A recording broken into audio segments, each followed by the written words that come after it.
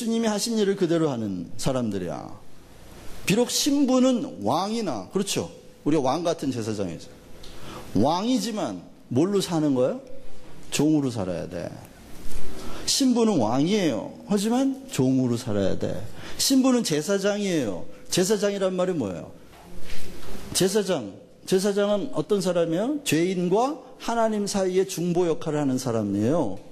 그러면 죄인은 제사장을 통하지 않으면 하나님을 만날 수가 없는 사람들이야. 우리가 왕 같은 제사장이라는 말은 우리를 통하지 않고는 죄인이 하나님을 만날 길이 있다 없다? 없다는 겁니다. 없어요. 그래서 바울이 그러잖아요. 너희의 몸이 성령의 전인 줄 모르느냐? 자, 우리의 몸이 성령의 전이라는 건 지구상에서 죄인이 하나님을 만날 수 있는 장소는 성전밖에 없어요. 성막으로부터 시작했죠? 성막. 성막이 지구상에 최초로 하나님이 임재하시던 장소예요, 그게. 왜? 땅이 거룩하지 않기 때문에 하나님이 임재하실 수가 없어요. 그래서 성막을 지어놓고 언약궤 위에, 속죄소 위에 내가 내려가겠다 그러셨어요. 그런데 그 성막이 어떻게 변해요? 나중에 솔로몬 성전으로 변하죠. 그것이 스룹바벨 성전으로 변해요. 그것이 헤롯 성전으로 변해요. 그런데 예수님이 뭐라 그래? 이거 다 부시라 그래요. 그리고 3일 만에 내가 다시 살리겠다고 했어요. 요한복음 2장에 하면 예수님의 몸이 그 성전이야. 그러면 예수님이 오셨을 당시에는 이제 예수님을 통하지 않고는 하나님을 만날 죄인이 있어요, 없어요? 없어요. 없으니까 예수님이 오셔서 아들이 아버지께 데려가지 않으면 아무도 아버지께 갈 자가 없다. 예수님이 오시기 전에는 갈 수 있었어요. 어디서? 성전에서 만날 수 있었어요, 하나님을. 제물을 통해서. 그런데 아들이 오신 다음에는 안 돼, 이제. 다른 성전은 안 된다는 거예요, 지구상에. 다른 어떤 종교도 어떤 제사장도 하나님 앞에 갈 수 있는 사람이 없어요. 그런데 예수님이 죽고 부활하시고 난 다음에 너희가 성전이다, 이제. 그 얘기 뭐예요? 성령을 모신 우리가 아니고서는 세상에서 하나님을 만날 길이 있다 없다? 없다는 겁니다. 없어요. 우리가 그런 신분이에요. 그런데 만약에 평생 예수 믿는데 나를 통해서 하나님을 만난 죄인이 없다. 그건 뭐예요? 성전은 성전인데 하나님 없는 성전이다, 이런 얘기예요. 하나님 없는 성전이, 하나님 뭐라 그러셨죠? 문 닫아라, 때려쳐라, 때려 부셔라. 그게 말라기 예언이에요, 그게. 내가 너희들이 가지고 오는 그 재물에 비린내가 나 질렸다, 이제. 너희들은 와가지고 마당만 밟고 떠나는 거예요. 마당만 밟고 간다는 말이 뭐예요? 교회 와가지고 하나님 안 만나고 그냥, 하나님 만나면 어디까지 들어가야 되는데? 지성소까지 들어가야 되는데 마당만 밟고 거기 와서 믿는 척하고 간다는 거죠. 왜? 그 안에 들어오면 두려우니까. 죄 문제가 해결이 안 됐어요. 못 들어와요. 거기는 뭘 갖고 들어가죠? 지성소에는? 피만 갖고 들어가는데 그 피가 뭘 상징해요? 온 죄인들의 죽음을 상징한다. 자기 죽음을 들고 들어가야 돼. 자기 사망을 들고 들어가야 그것이 언약궤 위에 부어졌을 때, 그 은혜의 보좌 위에 부어졌을 때 하나님이 우리를 용서하신다고 하는 의미로 거기에 임재하시는 거거든요. 여러분, 교회 와도 하나님과의 영혼의 울림이 없는 분들이 있어요. 여러분 안에 하나님 계신지 의심하셔야 돼요. 여러분을 통해 하나님을 만나는 죄인이 지금까지 하나도 없었다. 괴로워하셔야 돼요. 정말 내 안에 하나님이 있는 거 맞아? 괴로워하셔야 돼요. 물론 한 사람도 없어도 있을 수는 있어요. 오른쪽에 강도가 죽기 전에 예수님 믿었는데 언제 죄인들을 하나님 만나기 할 시간이 없었잖아요. 그렇죠. 그럼 물리적인 시간이 없었지만 주님을 만나고 거듭났으면서도 불구하고 죄인들을 찾아가서 하나님을 만나게 할 정신머리가 없고 시간이 없어서 평생 바쁘게 살다가 죽은 사람이 있을 수 있어요. 네. 하지만 여러분, 하나님이 우리를 성전으로 삼으신 이유는 성전을 이 땅에다가 왜 만드셨겠어요?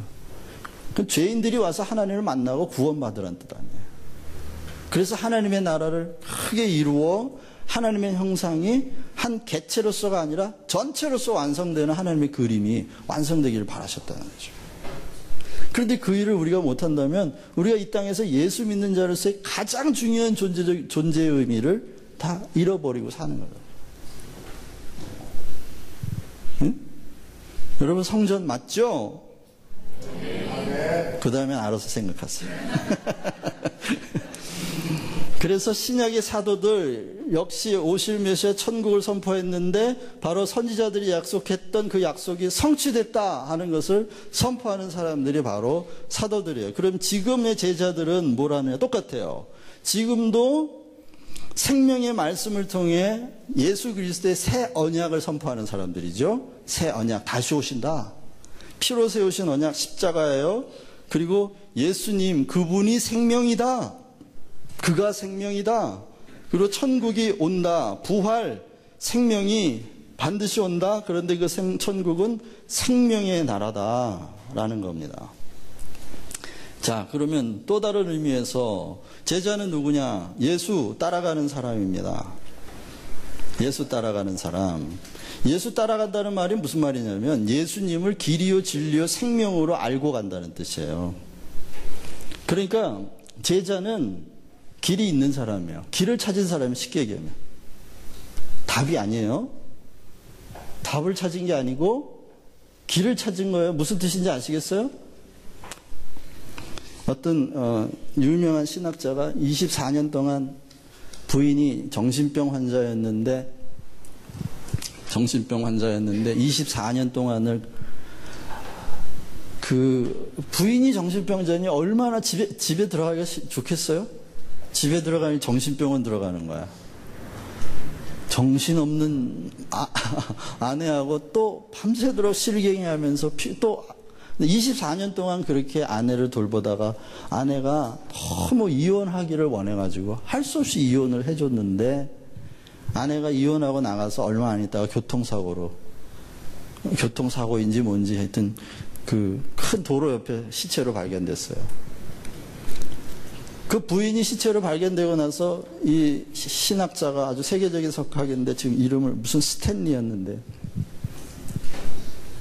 기자회견을 자청을 했어요. 그리고는 이런 얘기를 합니다. 아무도 그 사람의 가정이 그런 줄 몰랐어요. 너무나 유명한 기독교 윤리 교수예요. 그런데 이런 말씀을 했어요. 사람들이 나한테 인생이 뭐냐고 물으시는데 난 답을 모릅니다. 24년 동안 왜 그런 아내하고 살게 됐는지 무슨 답이 있겠어요? 여러분 그 답을 알았겠어요? 그러면서 덧붙이는 말씀이 그리스도인이 된다는 것은 답을 모른 채 그리스도를 믿고 산다는 것입니다. 이런 얘기를 해요. 근데 제가 그 얘기를 읽으면서 어쩌면 이렇게 내 생각과 같은가. 예수님이 내가 답이 아니라 길이라고 하신 말씀 때문에 어느 날 그 말씀에 사로잡혀 그렇다. 복음은 답이 아니다. 길이다. 복음은 답을 모른 채 길을 가는 것이다. 보이지 않는 생명의 길, 진리의 길을 가는 것이다. 이렇게 생각하고 있었는데 그 이야기를 들으면서 제가요, 내 영혼이 무너지는 것 같았어요. 나하고 똑같은 사람이 여기 또 있는데 나는 24년 전에 저런 고생 없이 깨달았으니 참 주님이 나한테 엄청나게 보너스를 주신 거구나. 여러분, 주님을 길로 만나셔야 됩니다. 답으로 만나시면 안 돼요. 답으로 만나시면 주님이 자동 판매기로 변합니다. 동전 넣으면 따르륵 굴러나오는, 내가 원하는 것만 해주는, 내가 원치 않는 건 안 해주고 내가 원하는 것만 해주는 해결사가 되신다. 그 복음을 답으로 하는 사람들이 답을 하는 사람은요 길을 안 가요. 주님이 길이라고 하신 이유는 길을 찾은 사람은 그 길을 끝까지 가라는 거예요. 주님 자신이 답이에요, 사실은. 답인데 그 길 끝에 계신 답이라고. 길을 다 가야 만나는 답이라고요. 그러니까 정말 답을 원하시면 그 길을 끝까지 가시길 바랍니다. 거기에서 기다리고 계세요. 길 끝에서 지금 우리를.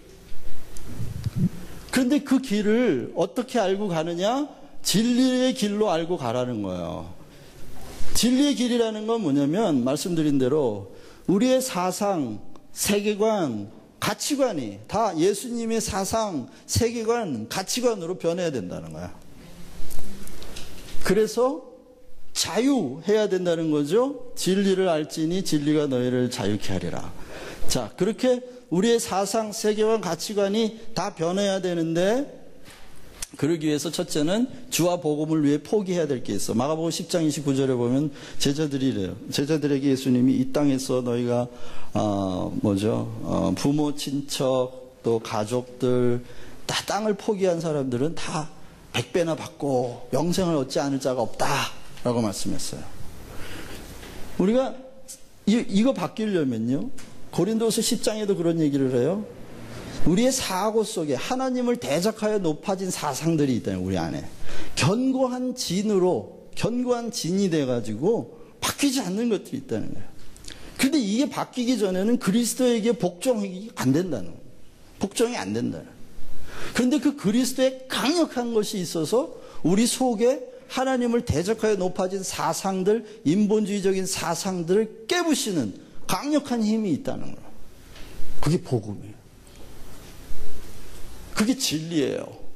그래서 진리를 안다. 이 얘기는 양쪽 손에 한쪽은 세상, 한쪽은 하나님 나라 다 움켜진다는 뜻이 아니고 진리를 발견하면 그렇잖아요.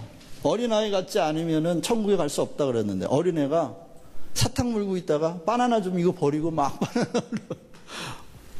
바나나 먹다가 케이크 갖고 오면 버리고 그렇게 어린아이처럼 더 좋은 것, 더 귀한 것, 더 확실한 것 위해서 다 포기하는 사람이 아니면 이렇게 될 수 없다는 거예요. 여러분 예수 믿었어요? 믿었어요? 믿었어요 정말로? 그러면 예수 믿고 포기한 거 있어요? 없어요? 그건 뭐 안 믿은 거지 그거는. 안 믿은 거예요. 그럴 수가 없다는 거예요. 그럴 수가. 그래서 그게 무슨 말이냐? 혈연, 가문, 세상을 다 떠나본 경험이 있었다는 거예요. 하나님의 자녀가 된 사람의 특징 뭐냐? 전에는 잘 통하던 사람하고 갑자기 안 통해. 전에는 술 한 잔만 하면 잘 통했는데 이제는 같이 술을 마셔도 안 통해요. 왜? 내가 하는 말을 못 알아들어. 이 바보가. 제가 예수 믿고 얼마나 답답했는지 저하고 술 친구들 쫓아다니면서 예수님 만나서 내가 뭔가 안에 변했는데 내가 변한 게 이게 뭔지는 모르고 그래도 답답하니까 친구들 쫓아다니면서 멱살 잡고 제가 한 말이 뭔지 아세요? 야, 새끼야, 이렇게 살면 안 돼. 난 봤어. 뭘 봐, 임마. 글쎄, 봤어. 그 말밖에 못하겠더라고요. 응? 그러니까 그렇게 제가 별명이 카수도일이었거든요. 노래를 얼마나 잘했는지 저는 술값 안 내고 쫓아다니면서 술 얻어 먹었어요. 그러니까 저를 꼭 데리고 다녔어요. 싼 값에 쓰는 기생이지. 그런데 갑자기 그 친구들하고 안 통하기 시작하니까 어느 날 저를 안 부르더라고요. 안 불러. 그런데 전에는 안 통하던 사람하고 이제 통하는 사람들이 생겨나요. 아 하면 어 하는 사람들이 생겨나. 내가 본 걸 똑같이 본 사람들도 생겨나. 와, 이런 게 교제라는 거고.